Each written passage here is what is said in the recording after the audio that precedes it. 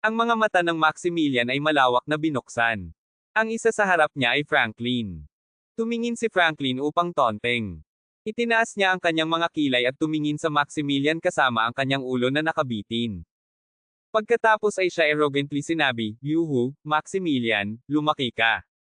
Gaano ka manggahas makipag-usap sa akin tulad na?" Bang! Franklin stepped forward at kicked hard sa Maximilian's chest. Ang Maximilian ay tumagal ng ilang hakbang pabalik sa isang malamig na mukha. Pagkatapos ay tinakpan niya ang kanyang dibdib sa kanyang kamay. Rebecca rushed at nagtanong, "Anak, okay ka ba?" "Nanay, maganda ako." Mabilis na minadali ang Maximilian na hilahin ang kanyang ina. Hindi niya gusto ang kanyang ina na makibahagi dito. Alam niya na si Franklin ay sadyang napupunta upang pumili ng isang labanan. "Mr. Griffith, kung ang aking anak na lalaki ay gumawa ng anumang mali sa iyo, gagawin ko ang mga pagbabayad sa kanyang ngalan. Mangyaring ipaalam sa kanya pumunta. Siya ang iyong bayaw pa rin." Tuldok tuldok tuldok tuldok tuldok panipi. Rebecca gaganapin ang kanyang hininga at humingi ng Franklin. Pagkatapos ay pinilit niya ang isang ngiti. Franklin frowned bilang siya tumingin ng walang bahala sa Rebecca at scolded, "Bumaba. Sino ang F*** mo? Ina ng isang duwag, isang namamatay na babae, bakit ako dapat makinig sa iyo at ipagkaloob sa kanya?" Sinasabi iyon, tumayo si Franklin at pupuntahan ang Rebecca sa kanyang mukha. Maximilian ay baliw. Hindi niya pinapayagan ang kanyang ina na masaktan ng sinuman. Ang ina ng Panginoon ng Dragon Sekta, ay igagalang ng mundo. Siya ay nagpatuloy at hinawakan ang palso ni Franklin. Pagkatapos ay sinasabog niya sa isang malamig na tinig, "Gaano ka manggahas, Franklin?" Iyon ang unang pagkakataon na kinuha ito ni Maximilian sa Franklin. Ito ay kinuha ng ilang sandali para sa Franklin upang mapagtanto kung ano ang nangyari. Pagkatapos ay inilagay niya ang kanyang tonting ngiti at tinatawag na Maximilian at yelled, "Sampain ka. Bakit hindi ako maglakas loob?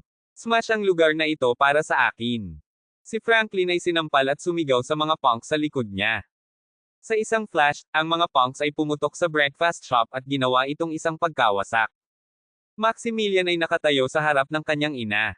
Ang kanyang mga luha ay umiiyak, nakatingin sa Franklin na may galit.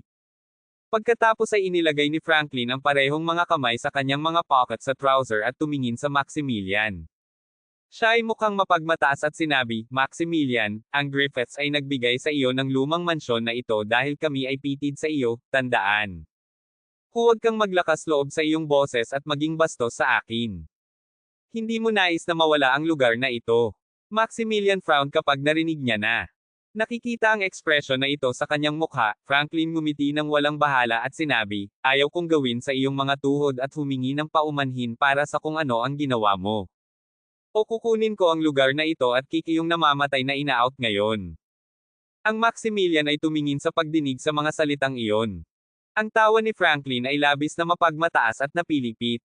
Ang kanyang mga subordinate ay nanunuya din sa Maximilian.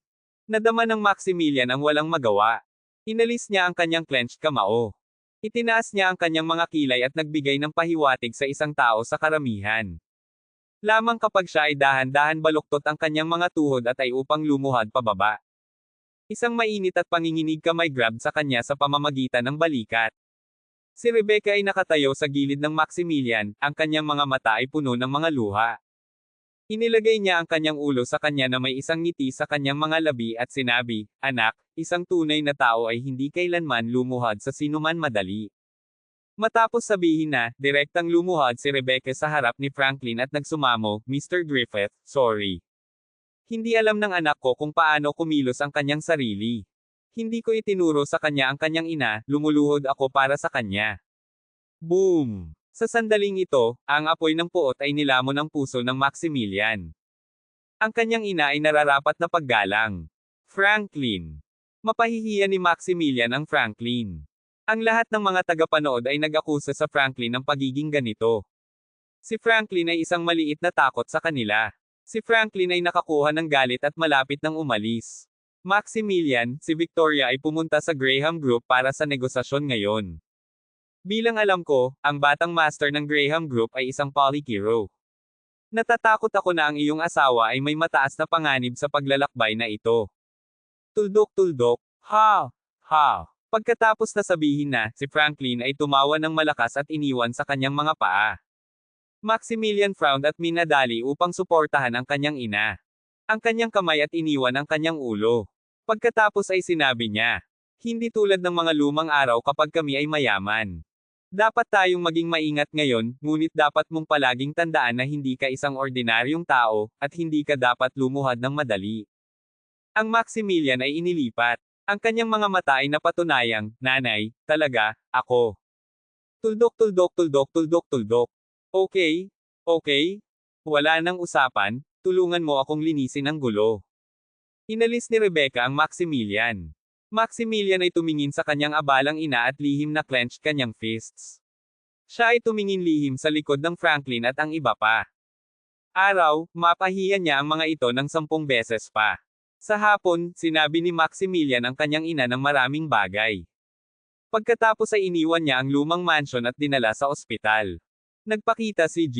Griffith ng ilang awa at pinapayagan ang Maximilian na bisitahin si Sisi sa ospital. Dapat na tinulungan siya ni Jackson.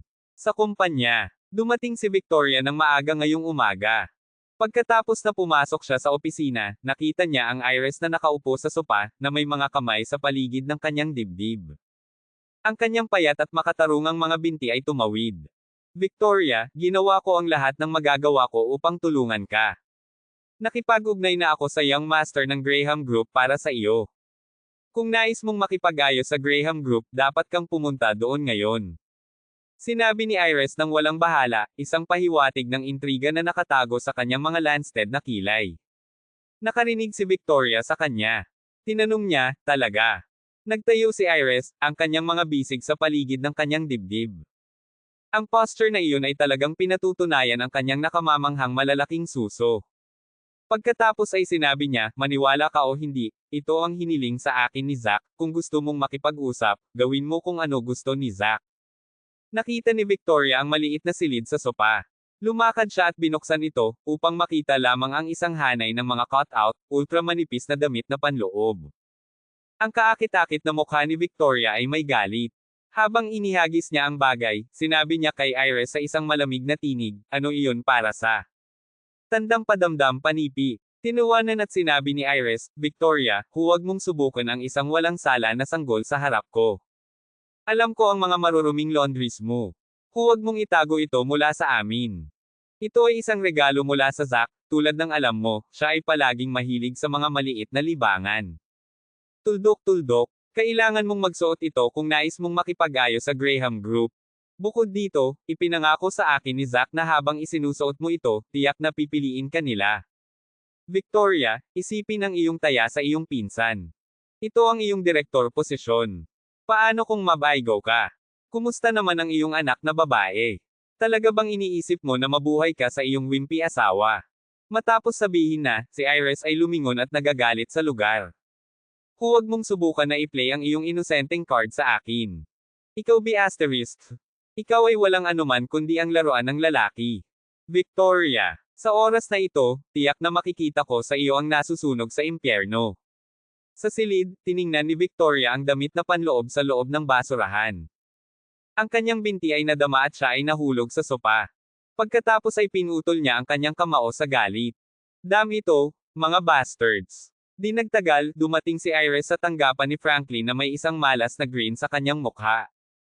Franklin, nagawa ko ang aking trabaho. Ang Victoria ay screwed sa lalong madaling siya pupunta doon. Iris ay tumakas. Si Franklin ay nakikipag-flirt sa kanyang katulong.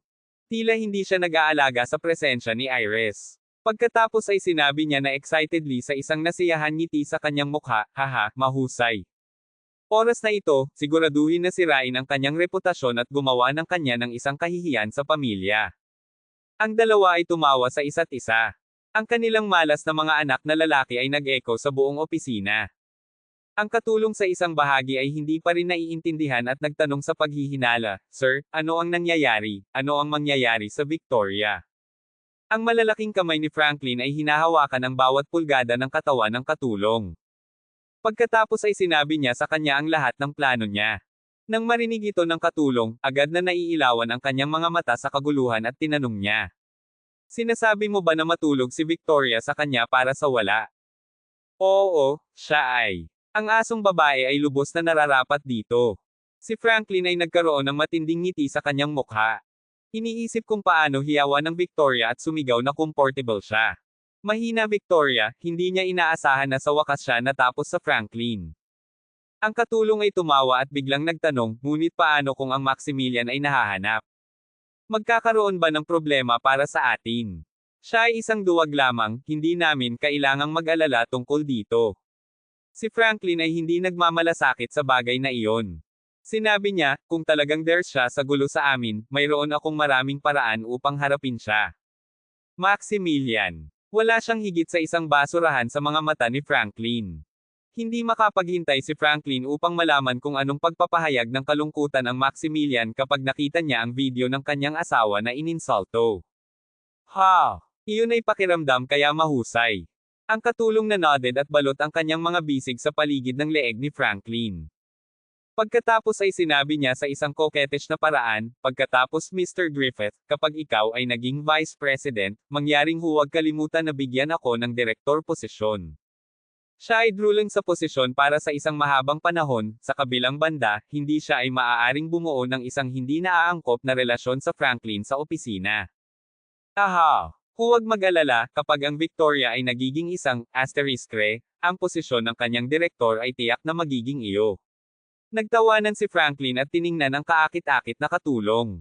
Pagkatapos ay hindi siya makapaghintay upang makakuha ng up at pinindot siya sa sofa. Nakikita iyon, alam ni Iris na oras na para sa kanya na umalis. Di nagtagal pagkatapos, ang hindi naaangkop na daing ay lumabas sa opisina.